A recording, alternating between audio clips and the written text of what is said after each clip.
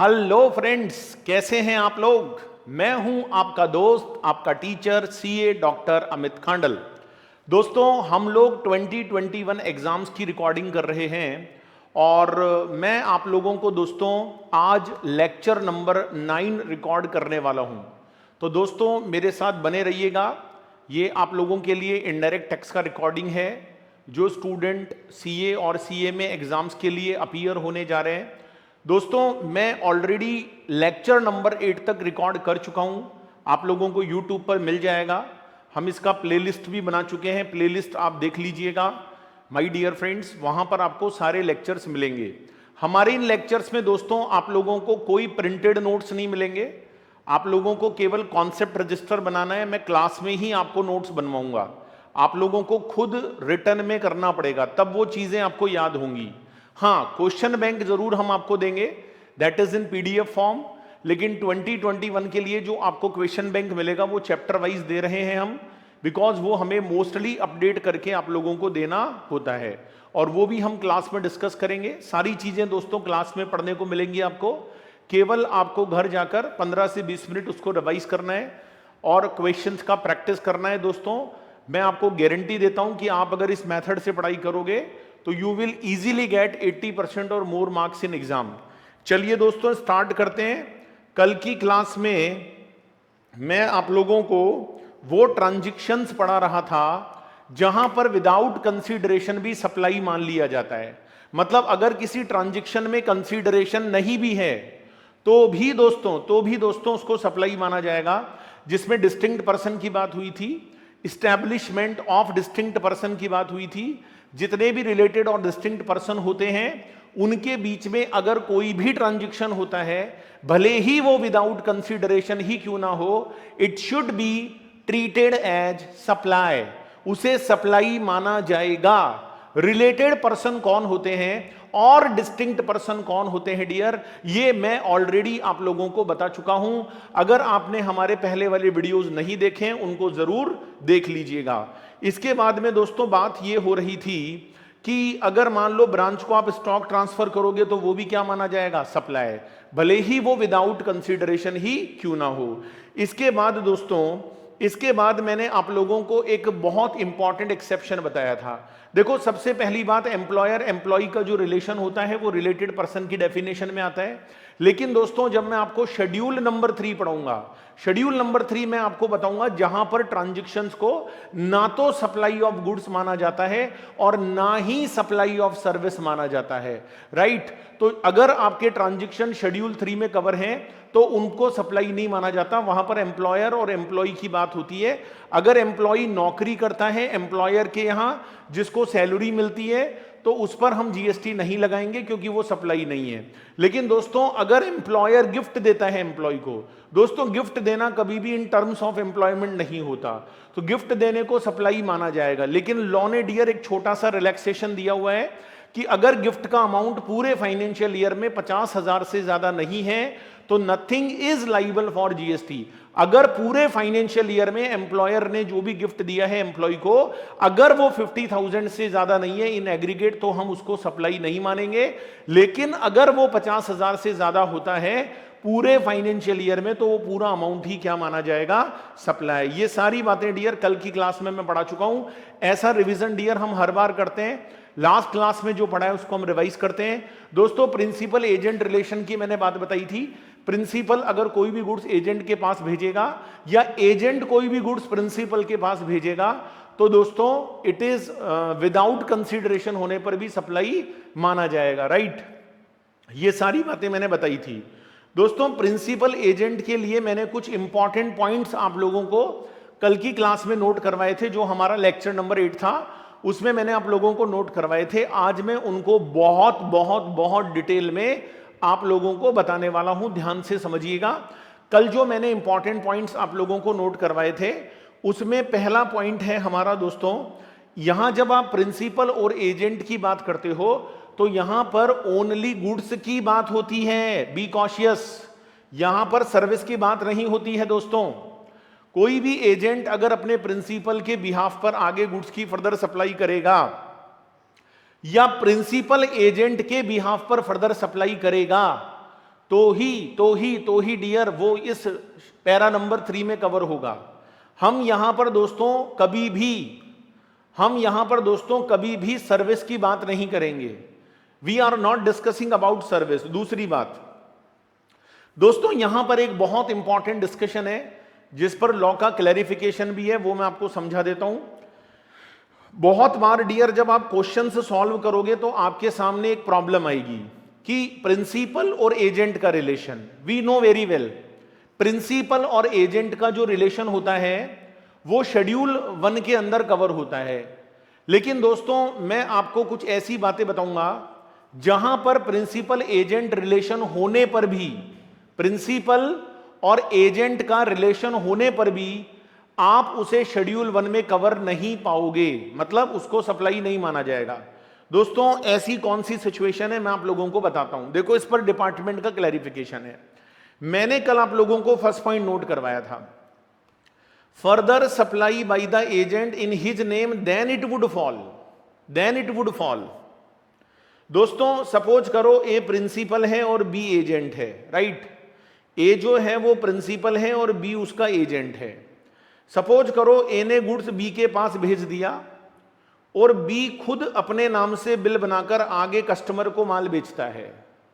तो बी ने जो सप्लाई करी है फर्दर वो अपने खुद के नाम से करी है, उसकी खुद की फर्म है डियर मिस्टर बी की, और मिस्टर बी अपने नाम से आगे फर्दर सप्लाई कर रहा है। तो दोस्तों हम प्रिंसिपल और एजेंट रिलेशन को शेड्यूल नंबर 1 में कवर मानेंगे, और मिस्टर ए जब बी को गुड्स भेजेगा विदाउट कंसीडरेशन तो it should be treated as supply. तो principal agent relation para 3 of schedule 1 में कब कवर होता है? जब एजेंट कोई भी काम अपने खुद के ओन नेम से कर रहा हो, राइट, खुद के ओन नेम से कर रहा हो डियर। दूसरा point, issued by agent to the customer in the name of the principal. लेकिन दोस्तों कुछ एजेंट ऐसे होते हैं जो अपने नाम से काम नहीं करते। सपोज ए प्रिंसिपल है और बी एजेंट है, राइट।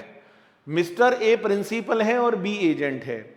ए ने गुड्स बी के पास भेज दिया, लेकिन ये जो मिस्टर बी एजेंट है ये जब आगे फर्दर सप्लाई करेगा मिस्टर सी को, तो वो जो बिलिंग करेगा वो ए के नाम से ही करवाएगा, खुद की कोई बिलिंग नहीं करेगा। खुद मिस्टर बी का कोई फर्म नहीं है, वो केवल एक नॉर्मल कमीशन एजेंट है दोस्तों। तो जब मिस्टर बी की फर्म नहीं है, मिस्टर बी अपने नाम से आगे फर्दर ट्रांजैक्शन नहीं कर रहा, केवल मिस्टर बी ए और सी को कनेक्ट कर रहा है, तो वो एक नॉर्मल कमीशन एजेंट हो गया डियर। वहां पर दोस्तों हम शेड्यूल नंबर 1 को एप्लीकेबल नहीं करेंगे। यहां पर दोस्तों शेड्यूल नंबर 1 नहीं लग सकता। क्यों नहीं लग सकता शेड्यूल नंबर 1? बिकॉज दोस्तों शेड्यूल 1 तभी लगता है जब एजेंट अपने नाम से आगे फर्दर बिलिंग कर रहा हो, राइट। अगर मिस्टर बी अपने नाम से बिलिंग नहीं कर रहा, मिस्टर बी केवल मिलवा रहा है ए और सी को, तो फिर हम इसको शेड्यूल 1 में कवर नहीं मानेंगे। तो ए जो गुड्स बी के पास भेजेगा उसे सप्लाई भी नहीं माना जाएगा। तो ये एक बहुत बड़ा कंफ्यूजन है कि यार प्रिंसिपल और एजेंट के बीच में जब भी ट्रांजैक्शन होता है तो उसे हम कब तो सप्लाई माने और कब ना माने, क्योंकि मैटर विदाउट कंसीडरेशन का है। तो पहली सिचुएशन में तो मानो, लेकिन दूसरी सिचुएशन में नहीं मानो, राइट। और तीसरा पॉइंट क्या बोलता है dear, third point, if the goods procured by the agent. अगर गुड्स को प्रोक्यूर कौन करता है? एजेंट करता है। And invoice in the name of agent. देखो दोस्तों, एजेंट अगर प्रिंसिपल के बिहाफ पर गुड्स की सप्लाई करते हैं तो कई बार कुछ एजेंट ऐसे भी होते हैं जो प्रिंसिपल के बिहाफ पर बाइंग करते हैं। हां, बहुत सारे एजेंट ऐसे भी होते हैं दोस्तों जो प्रिंसिपल के बिहाफ पर बाइंग भी करते हैं डियर। तो सपोज करो मिस्टर ए एजेंट है, अब की बार मैंने ए को एजेंट बना दिया, और बी कौन है जी? बी प्रिंसिपल है, राइट। बी ने ए को कहा कि तुम मेरे बिहाफ पर परचेजिंग कर लो।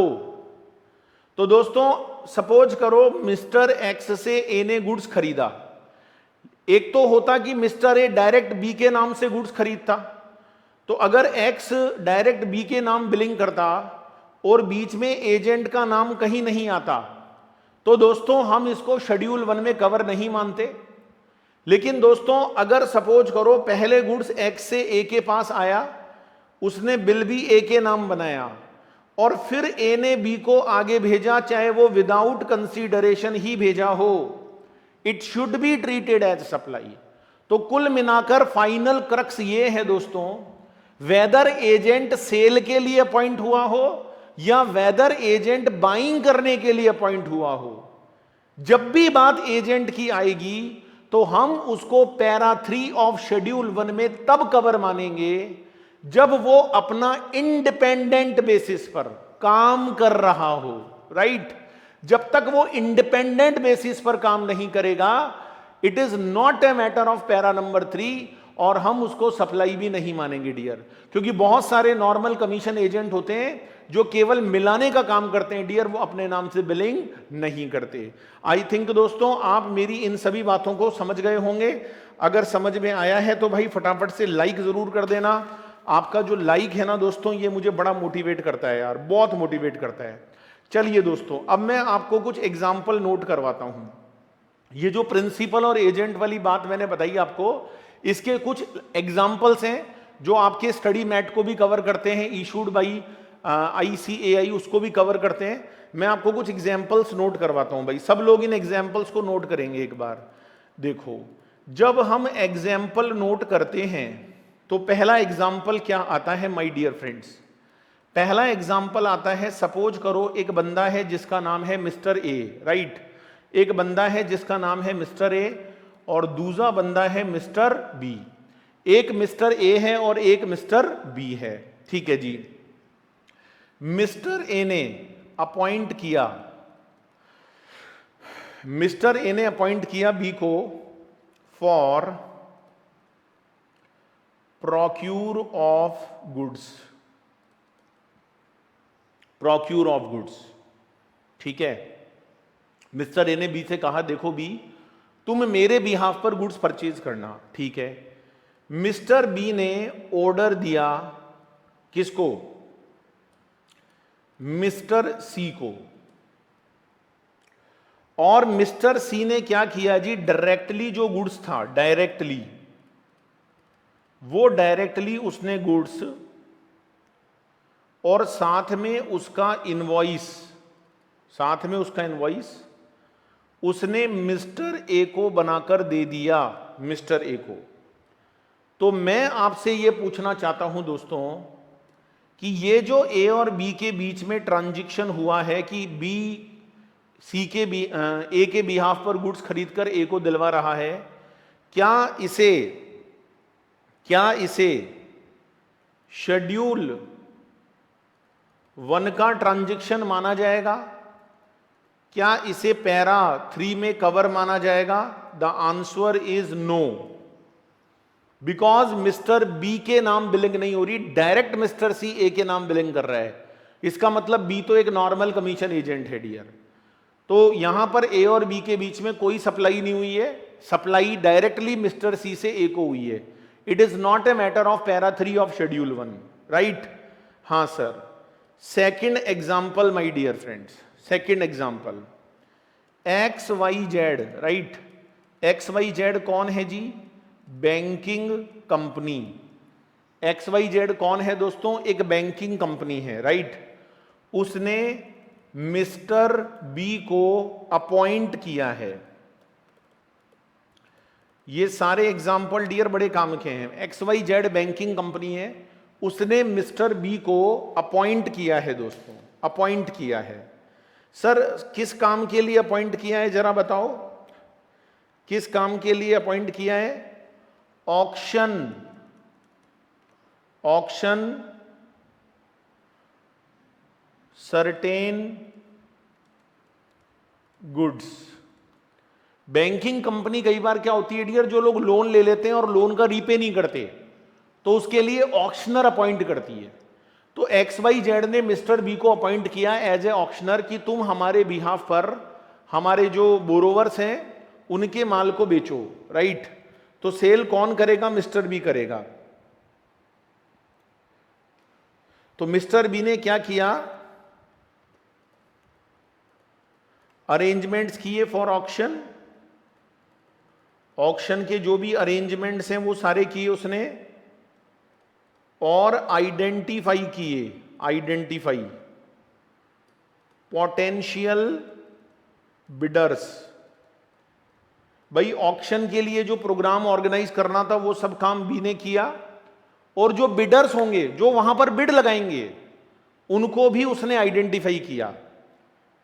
अच्छा दोस्तों, मुझे एक बात बताओ, यहां पर जो हाईएस्ट बिडर होगा, जो सबसे ज्यादा बोली लगाएगा, हाईएस्ट बिडर है ना, गुड्स सोल्ड डायरेक्टली।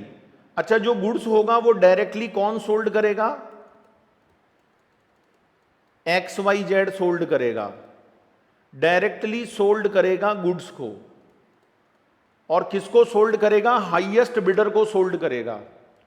और इनवॉइस भी, invoice in the name of bidder. ये जो इनवॉइस बनाया जाएगा दोस्तों, ये भी उस बिडर के नाम से ही बनाया जाएगा। ये जो इनवॉइस बनाया जाएगा माय डियर फ्रेंड्स, ये भी उस बिडर के नाम से ही बनाया जाएगा। तो दोस्तों, मैं आपसे ये जानना चाहता हूं कि whether it is a matter of para number 3, क्या यहां पर मिस्टर बी जो अपॉइंटमेंट हुआ है एज एन एजेंट, क्या ये पैरा 3 का मैटर है? The answer is no, it is not a matter of para number 3, it is not the matter of schedule number 1। इसे हम शेड्यूल 1 का पार्ट नहीं मानेंगे। क्यों नहीं मानेंगे? बिकॉज मिस्टर बी के नाम कोई बिलिंग नहीं हो रही। हां, बैंकिंग कंपनी पहले बी को सेल कर देती, फिर मिस्टर बी XYZ के बिहाफ पर आगे करता, और मिस्टर बी अपने इनवॉइस बुक से करता, तो मानते दोस्तों। तो आई थिंक दोस्तों आप मेरी बात को समझ गए होंगे। सर एक एग्जाम्पल ऐसा भी दे दो जहां पर पैरा 3 का मैटर बनता हो। क्यों नहीं, ले लो भाई, एग्जाम्पल ले लो। मिस्टर ए, ध्यान से सुनिएगा, आर्टिस्ट है। One more example, mister A artist है, उसने एक फर्म है मैसर्स बी, उसको ऑक्शनर अपॉइंट किया है, auctioneer, to auction the paintings, to auction the paintings. तो पहले मिस्टर ए क्या करेगा कि जो भी उसकी पेंटिंग्स हैं उन सभी पेंटिंग्स को वो मिस्टर बी के पास भेजेगा। ये सारे गुड्स भेजेगा, वो भी विदाउट कंसीडरेशन, राइट। सारे गुड्स मिस्टर बी के पास आ जाएंगे, मैसर्स बी, और मैसर्स बी उसे आगे फर्दर सप्लाई करेगा। किसको करेगा? जो हाईएस्ट बिडर होगा, जो सबसे ज्यादा पेंटिंग की बोली लगाएगा, उसको माल बेच दिया जाएगा बाय द मैसर्स बी। अच्छा, यहां पर जो बिलिंग होगी वो बिलिंग बाई मैसर्स बी होगी टू बिडर। बिडर को जो बिल बनाकर दिया जाएगा वो मैसर्स बी के द्वारा बनाया जाएगा। हां, लेकिन बिहाफ पर किसके? On behalf of mister A. तो यहां जो बिलिंग का काम है वो मैसर्स बी करेगा, हाईएस्ट बिडर को, और इस बिलिंग में वो जो माल बेचेगा वो मिस्टर ए के बिहाफ पर बेचेगा। दोस्तों मुझे बताओ कि यहां पर जो ट्रांजैक्शन ए और मैसर्स बी के बीच में हुआ है विदाउट कंसिडरेशन, क्या आप इसको सप्लाई मानोगे? The answer is yes, it is treated as supply. इसको सप्लाई माना जाएगा दोस्तों, and it is a matter of para number 3। दोस्तों ये पैरा नंबर 3 का मैटर माना जाएगा, इसे सप्लाई भी माना जाएगा, और जो हमारा शेड्यूल नंबर 1 है उसके अकॉर्डिंग हम इसको सप्लाई भी मानेंगे, and it is a matter of para number 3। I think दोस्तों आप मेरी बात को समझ गए हो। यस, एक और एग्जाम्पल कर लेते हैं। देखो जितने एग्जाम्पल कर लोगे डियर उतना बढ़िया है, जितने एग्जाम्पल कर लोगे उतना बढ़िया है। सपोज करो डियर, एक C&F एजेंट है। आप समझते हो C&F एजेंट कौन होता है? हाँ जी, C&F एजेंट, C&F एजेंट होते हैं, राइट। तो ये कैरिंग एंड फॉरवर्डिंग एजेंट होते हैं। टेक पोजेशन, C&F एजेंट ने पोजेशन ले लिया, possession of the goods from principal. C&F जो एजेंट है उसने प्रिंसिपल से गुड्स का क्या ले लिया है? पोजेशन ले लिया है, राइट। और पोजेशन लेने के बाद इशू किया, इशू मतलब इशू, इनवॉइस इन हिज नेम, उसने अपने नाम से बिल बना कर दिया। जो C&F एजेंट था उसने पहले गुड्स का पोजेशन ले लिया प्रिंसिपल से और फिर अपने नाम से बिल बनाकर दिया। तो दोस्तों मुझे बताओ क्या ये शेड्यूल 1 में कवर होगा? तो आपका आंसर होगा यस, बिल्कुल होगा दोस्तों। It is covered by schedule number 1। I think दोस्तों आप मेरी बात को समझ गए होंगे। प्रिंसिपल एजेंट कब रिलेशन शेड्यूल 1 में आएगा या नहीं आएगा। द लास्ट वन एग्जाम्पल एक और कर लेते हैं दोस्तों। सर इस बार तो बहुत ही एग्जाम्पल कराए, अरे ऐसे ही मन हो गया दिया। मिस्टर ए ने क्या किया दोस्तों? मिस्टर ए ने मिस्टर बी को सेल किया। क्या सेल किया सर?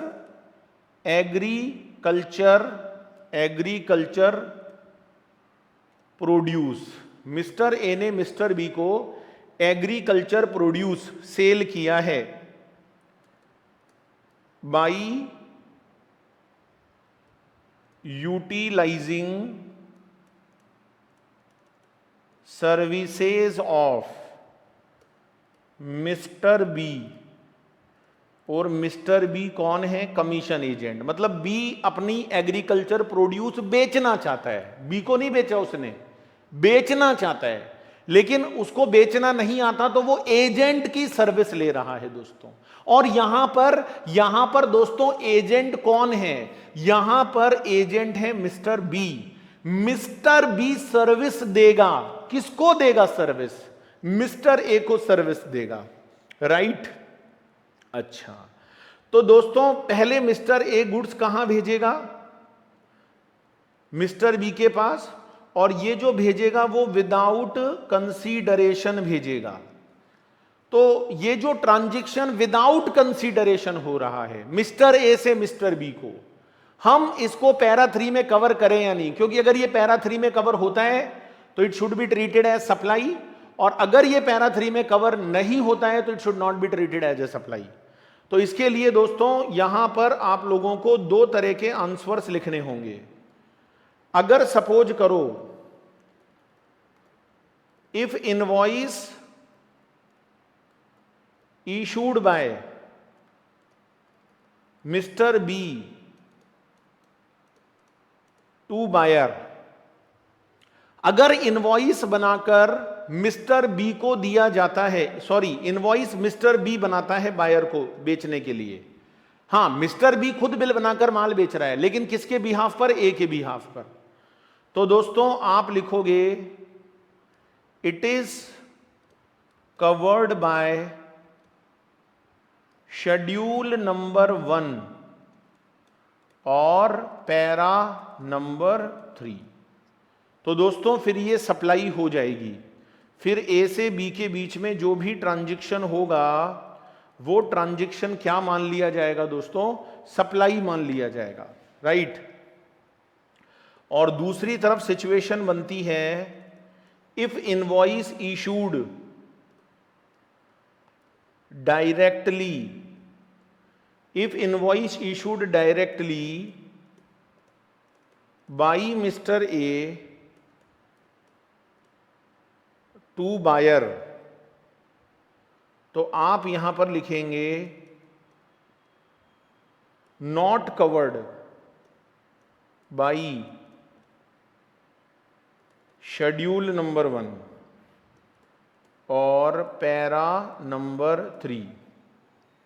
तो अब की बार दोस्तों मोदी सरकार नहीं, अब की बार हम इसको सप्लाई नहीं मानेंगे।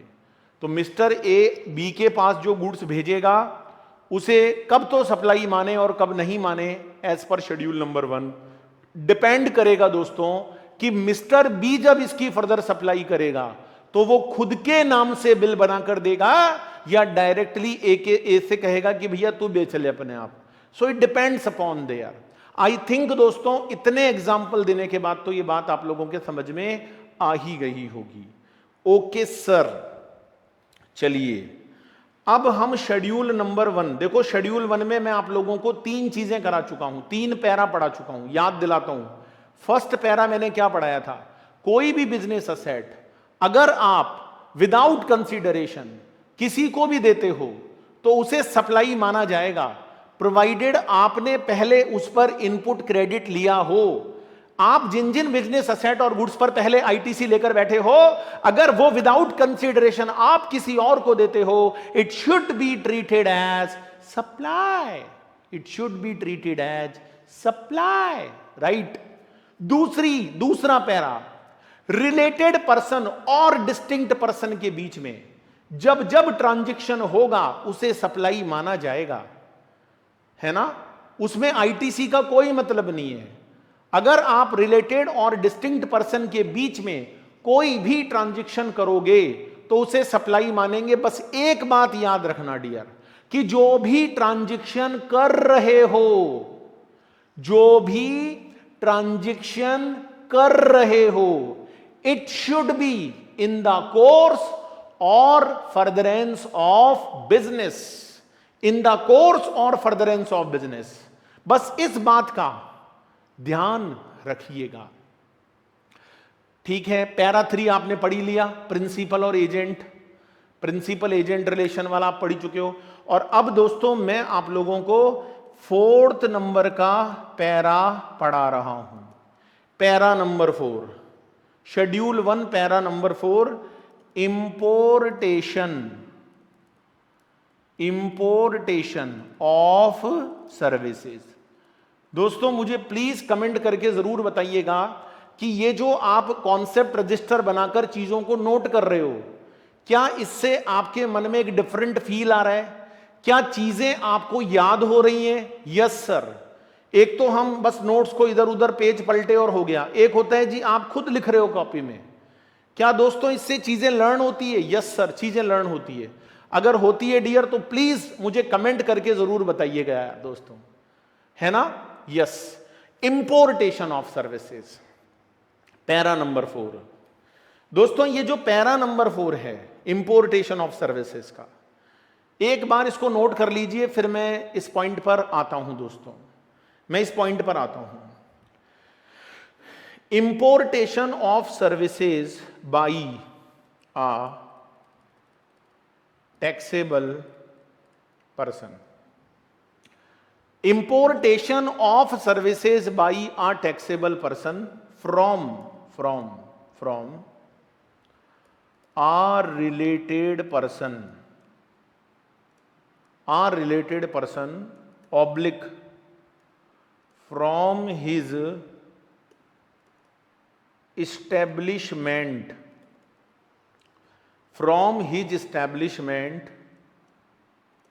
located outside India, from his establishment located outside India, without consideration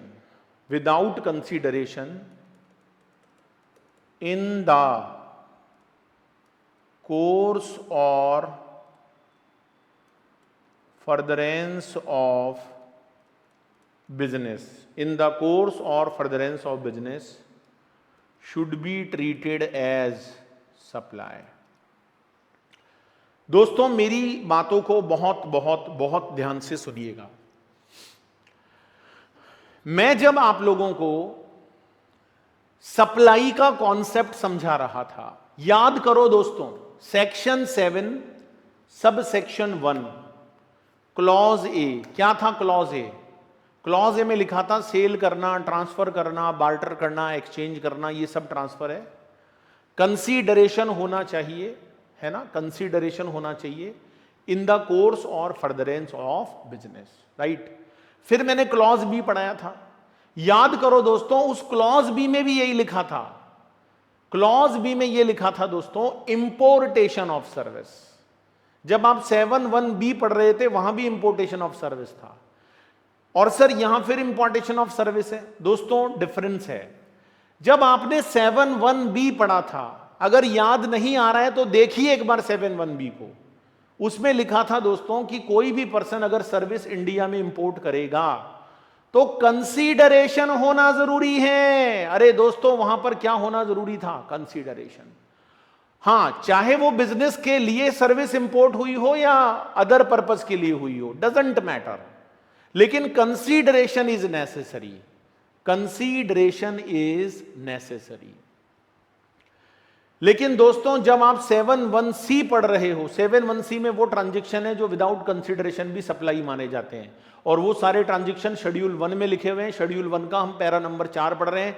यहां पर भी इंपोर्टेशन ऑफ सर्विस वर्ड आया, लेकिन उस इंपोर्टेशन ऑफ सर्विस में जो आपने 7(1)(b में पढ़ा था और इस इंपोर्टेशन ऑफ सर्विस में क्या डिफरेंस है?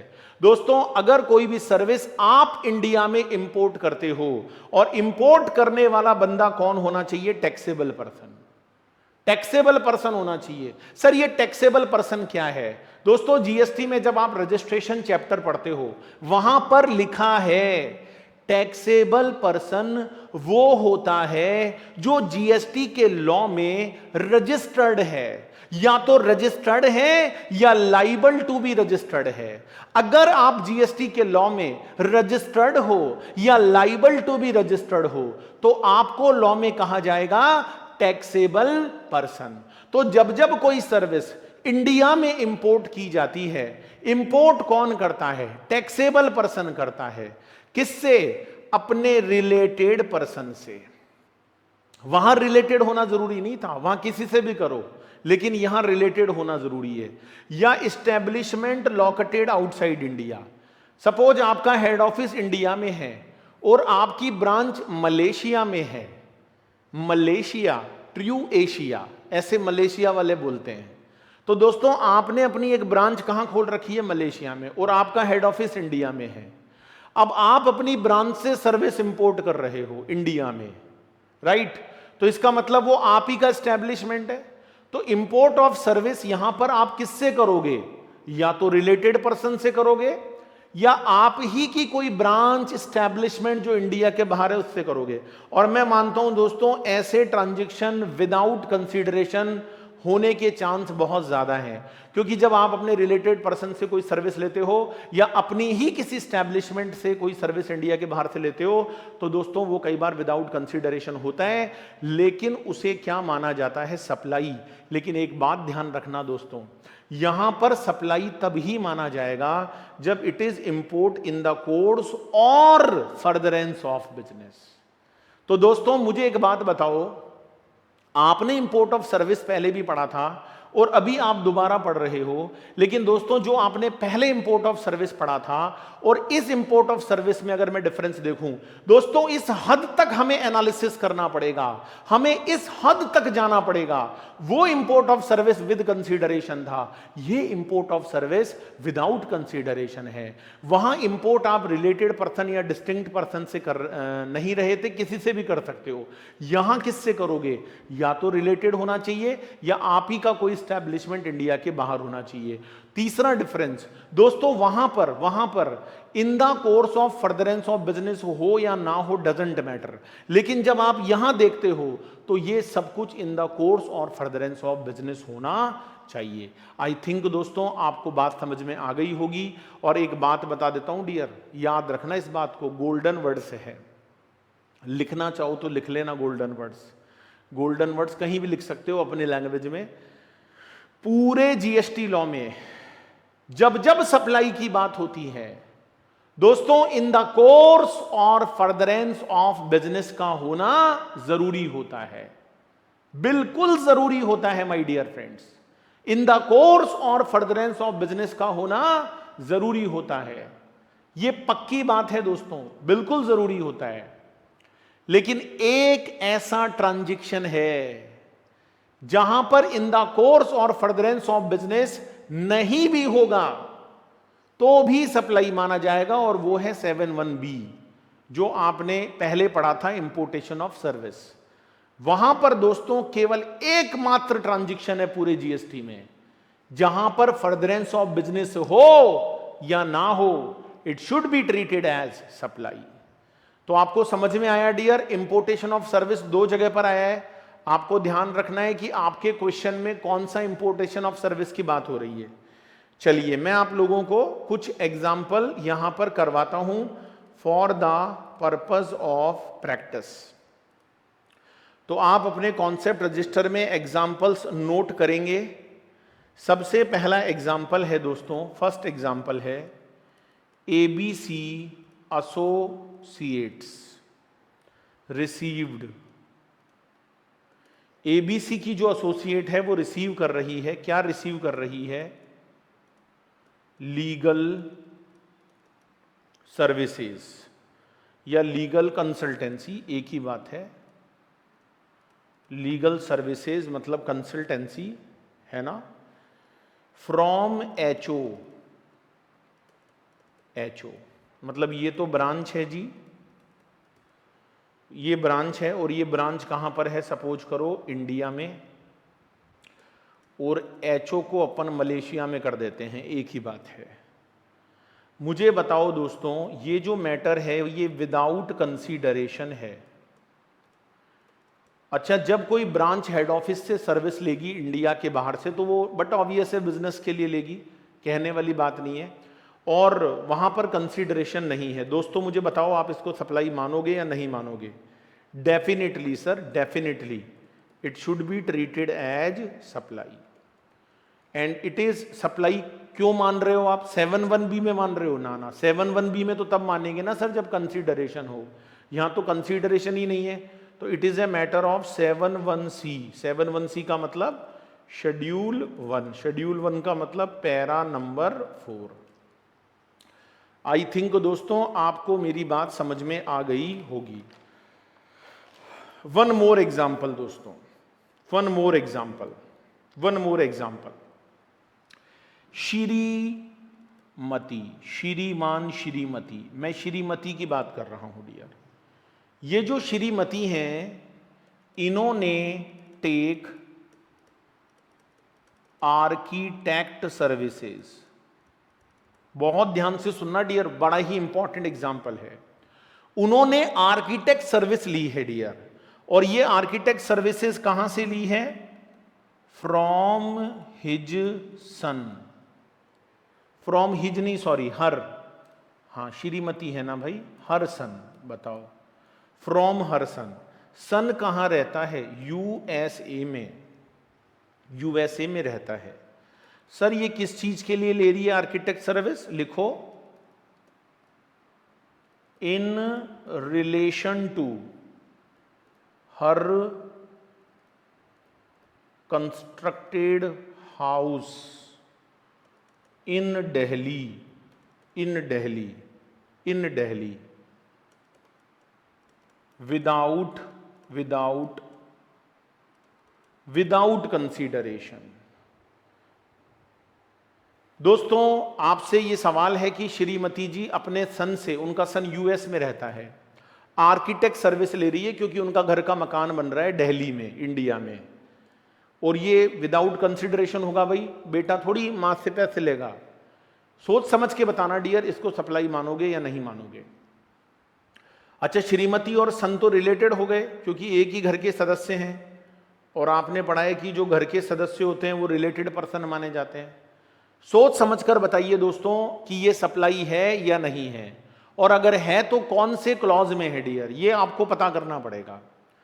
सर इसको 7(1)(b) में तो नहीं मान सकते, क्योंकि 7(1)(b) में कंसीडरेशन होना जरूरी है और यहां पर कंसीडरेशन नहीं है, तो it is not a matter of 7(1)(b). चलो 7(1)(c) में आते हैं। सर ये 7(1)(c) में आ सकता है क्योंकि विदाउट कंसीडरेशन मैटर है, रिलेटेड पर्सन है। लेकिन दोस्तों एक बात की कमी है। क्या क्या चीज मिस कर रहे हो? It is not import in the course or furtherance of business. आपने जो सर्विस इंडिया में ली है दोस्तों, वो आपने बिजनेस के लिए नहीं ली, जबकि 7(1)(c) में आने के लिए बिजनेस के कनेक्शन में सर्विस ली जाना जरूरी है। तो इसका मतलब यह हुआ सर इसे सप्लाई नहीं माना जा सकता। ये जो सर्विस श्रीमती ने इंपोर्ट करी है, इंपोर्ट ऑफ सर्विस, इसे सप्लाई नहीं माना जा सकता, ना तो 7(1)(b) में और ना ही 7(1)(c) में, दोनों में ही नहीं माना जाएगा डियर। क्योंकि बी में आने के लिए कंसीडरेशन चाहिए, चलो सी में कंसीडरेशन जरूरी नहीं है तो बिजनेस कनेक्शन होना चाहिए। तो आप तो अपने पर्सनल मकान के लिए ले रहे हो भाई, आपको डियर बहुत सावधान रहना पड़ेगा एग्जाम में। आई थिंक दोस्तों यहां तक की बात सभी लोगों को समझ में आ गई होगी। तो मैंने सप्लाई के कॉन्सेप्ट में 7(1)(a) आपको पढ़ा दिया, 7(1)(b) हम पढ़ चुके हैं और 7(1)(c) हम पढ़ चुके हैं। 7(1)(c) में वो ट्रांजैक्शन है जिन्हें सप्लाई माना जाएगा विदाउट कंसीडरेशन होने पर भी, और वो ट्रांजैक्शन शेड्यूल नंबर 1 में लिखे हैं। 4 पैरा है, पैरा 1, पैरा 2, पैरा 3, पैरा 4। यहां तक की बात समझ में आ गई सभी लोगों को। अब दोस्तों हम आगे बढ़ते हैं, और आगे मैं आप लोगों को क्या बताने वाला हूं, नोट करिएगा। एक्टिविटीज, ये चीज मैं आपको पढ़ा रहा हूं सेक्शन 7(1)(a) में। अब हम सेक्शन 7(1)(a) पढ़ रहे हैं CGST एक्ट का, और मैं आपको ऐसी एक्टिविटीज बताऊंगा, मैं आपको ऐसे ट्रांजैक्शंस बताऊंगा to be treated as supply of goods oblique services. दोस्तों अब जो हम पढ़ने जा रहे हैं सप्लाई के कॉन्सेप्ट में, वो है सेक्शन 7 सब सेक्शन 1A। दोस्तों सेक्शन 7(1)(a) आपको सप्लाई के बारे में नहीं बता रहा, तो सर फिर क्या बता रहा है 7(1)(a)? दोस्तों 7(1)(a) आपको यह बता रहा है कि जो भी एक्टिविटी, जो भी ट्रांजैक्शन आपके क्वेश्चन में है, उसे सप्लाई ऑफ गुड्स बोलोगे या उसे सप्लाई ऑफ सर्विस बोलोगे? क्या बोलोगे उसे आप? सर ऐसा जानना क्यों जरूरी है कि यह सप्लाई ऑफ गुड्स है या सप्लाई ऑफ सर्विस है? अरे जरूरी है भाई। सर आप भी तो कहते हो कि कोई डिफरेंस नहीं है गुड्स और सर्विस में, तो की फर्क पैदा है कि वो सप्लाई ऑफ गुड्स है या supply of service? My dear friends, आप लोग जब जीएसटी में आगे एग्जम्पशंस पढ़ते हो, रेट ऑफ ड्यूटीज पढ़ते हो, तो गुड्स और सर्विसेज की रेट ऑफ ड्यूटीज में डिफरेंस होता है, एग्जम्पशन का डिफरेंस होता है डियर। कभी गुड्स पर एग्जम्पशन मिलती है, कभी सर्विसेज पर। तो we have to know the transaction is supply of goods और सप्लाई ऑफ सर्विसेज। इसको सेक्शन 7(1)(a) में एक टेबल बनाकर समझाया गया है ताकि कोई कंफ्यूजन ना रहे, कोई डाउट ना रहे। बहुत सारी चीजें तो डियर आप देखते ही समझ जाते हो कि it is a supply of goods और सप्लाई ऑफ सर्विस, लेकिन कई जगह प्रॉब्लम्स आती हैं। जैसे सपोज करो डियर, हम रेस्टोरेंट में खाना खाने जाते हैं, है ना? जब हम रेस्टोरेंट में खाना खाने जाते हैं तो वहां पर जो वेटर्स वगैरह होते हैं, रिसेप्शन पे होते हैं, वो हमें कहते हैं good evening sir, may I help you, और आपको एक बढ़िया सी टेबल देते हैं जहां कैंडल लाइट डिनर हो रहा होता है, हल्का हल्का म्यूजिक चल रहा होता है, भीनी भीनी सी खुशबू आ रही होती है। दोस्तों वहां पर जब आप खाना खाते हो तो वो महंगा पड़ता है, कढ़ाई पनीर ऑर्डर किया, लो जी कढ़ाई पनीर 1,000 रुपए का है। अरे उसमें पनीर 100 रुपए का नहीं है, तुमने 1,000 रुपए चार्ज लगा रखा है। आपने नान ऑर्डर करी, एक नान 200 रुपए की, अरे उसमें 15-20 रुपए का मटेरियल नहीं, आप 200 रुपए ले रहे हो। क्योंकि डियर जब आप रेस्टोरेंट में खाना खाने जाते हो तो वहां पर ओनली गुड्स का पैसा नहीं लिया जाता, उसमें दोस्तों सर्विसेज का भी पैसा इंक्लूड होता है। वो जो एम्बियंस होता है उसके पैसे होते हैं डियर, क्योंकि जो एसी लग रहा है, जो बढ़िया बढ़िया म्यूजिक चल रहा है, एक माहौल बन रहा है डियर, माहौल, उसके पैसे लगते हैं दोस्तों। इसलिए आप रेस्टोरेंट में खाना खाने जाते हो, वरना खा लो बाहर स्ट्रीट फूड, 50 रुपए में 100 रुपए में काम हो जाएगा आपका। अरे सीसीडी में कॉफी पियोगे तो 200-300 रुपया की कॉफी आती है, ऐसे तो 300 रुपया में सब लोग कॉफी पी लें, क्योंकि डियर वहां एम्बियंस होता है। अब बहुत बड़ा कंफ्यूजन है कि सर अगर हम रेस्टोरेंट में खाना खाने जाएंगे, अगर हम सीसीडी में कॉफी पीने जाएंगे, तो हम इसको सप्लाई ऑफ गुड्स बोले या सप्लाई ऑफ सर्विस? तो दोस्तों इसी के लिए सेक्शन 7(1)(a) को आना पड़ा, और सेक्शन 7(1)(a) में क्लियरली मेंशन्ड है दोस्तों कि it is supply of service. अब आप कहोगे सर ये तो गलत बात है, इसमें गुड्स भी तो इन्वॉल्व है।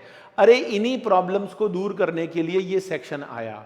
मानो तो ठीक, मानना पड़ेगा, जबरदस्ती है, just for the removal of doubts. Government ने लिस्ट बना दी, भाई इसको सप्लाई ऑफ सर्विस बोलेंगे, चाहे उसमें गुड्स इन्वॉल्व हो, लेकिन it is supply of service, है ना।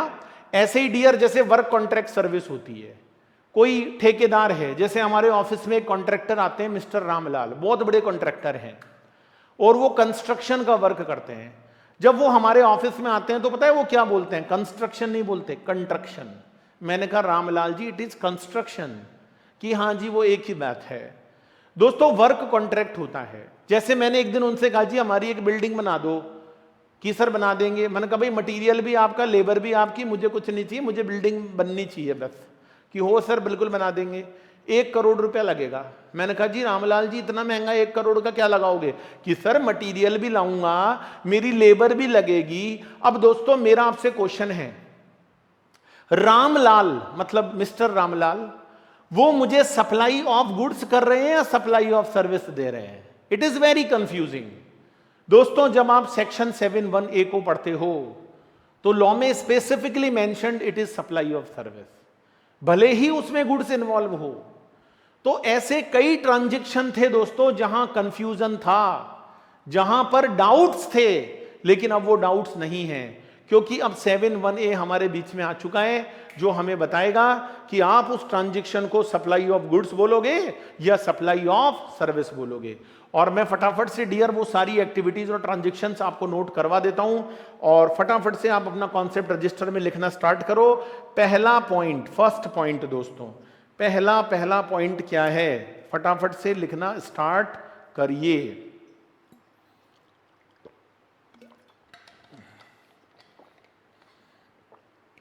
First point my dear friends,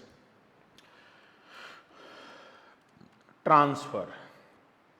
दोस्तों जब जब हम ट्रांसफर की बात करते हैं, टाइटल इन गुड्स, गुड्स के अंदर जो टाइटल होता है, जब हम उसको ट्रांसफर करने की बात करते हैं तो जरा आप बता दो कि आप उसको क्या कहोगे। जैसे मेरे पास कोई पेन है, मेरे पास मोबाइल है, और मैंने परमानेंटली उसकी ओनरशिप आपको दे दी, तो क्या बोलोगे? बहुत सिंपल है, सप्लाई ऑफ गुड्स। इसमें मुझे बताने वाली कोई बात नहीं है कि जब भी गुड्स में से टाइटल ट्रांसफर होगा तो वो क्या माना जाएगा? Supply of goods. दोस्तों जब आप ट्रांसफर करते हो, लेकिन ट्रांसफर क्या करते हो? राइट, ध्यान से सुनिएगा और नोट करिएगा, right in goods, right in goods oblique undivided share, undivided share in goods, undivided share in goods without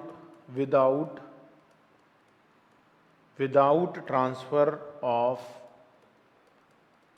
without transfer of title in goods, bracket में लिख लो machine on rent, machine on rent, right, machine on rent. तो यहां पर आप लिख लीजिए ये क्या मानी जाएगी दोस्तों, supply of services, supply of services. क्योंकि दोस्तों अब की बार आप ओनरशिप ट्रांसफर नहीं कर रहे, आप उसका यूज ट्रांसफर कर रहे हो कि भाई तू इस चीज को यूज कर ले, है ना। जैसे मैंने अपना मोबाइल यूज करने के लिए दिया तो मैंने ओनरशिप थोड़ी दिया आपको, it is called supply of service, right. इसी ट्रांसफर में एक और चीज, इसी ट्रांसफर में एक और चीज my dear friends, title in goods under an agreement which stipulates that property shall pass at future date, for example hire, purchase या सेल ऑन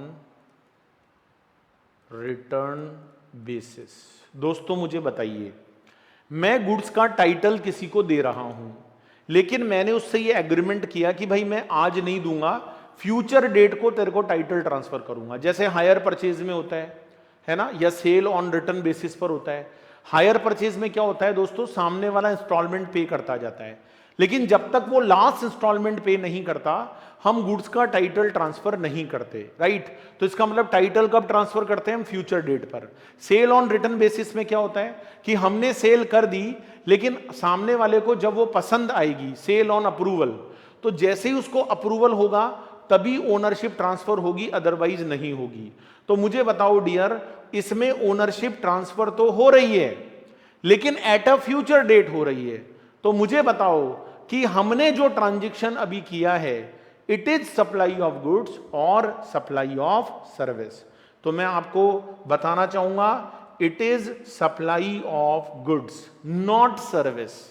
तो फाइनली क्रक्स ये है दोस्तों कि जब जब ओनरशिप ट्रांसफर होती है, वेदर वो अभी हो जाए या फ्यूचर डेट पर हो जाए, it is called supply of goods. लेकिन जब हम किसी को यूज करने के लिए देते हैं, यूज करने के लिए हम उसका राइट टू यूज देते हैं सामने वाले को, then it is always supply of service, because उसमें ओनरशिप इज नॉट ट्रांसफर्ड। तो आप इस चीज से पता लगा लोगे कि वेदर वो सप्लाई ऑफ गुड से है या वो सप्लाई ऑफ सर्विस है। Second transaction is also very very important my dear friends, that is land and building. ऊंची है बिल्डिंग, लिफ्ट तेरी बंद है, कैसे मैं आऊं। अच्छा चलो आ जाओ फटाफट। लैंड एंड बिल्डिंग की बात हो रही है दोस्तों, लैंड एंड बिल्डिंग। चलो यहां पर एक बार नोट करो फटाफट से, lease, tenancy, easement, licence to occupy land, है ना, और lease agreement, lease agreement for land, lease agreement for land, और लीज और लेटिंग आउट, लीज और letting out building building including commission,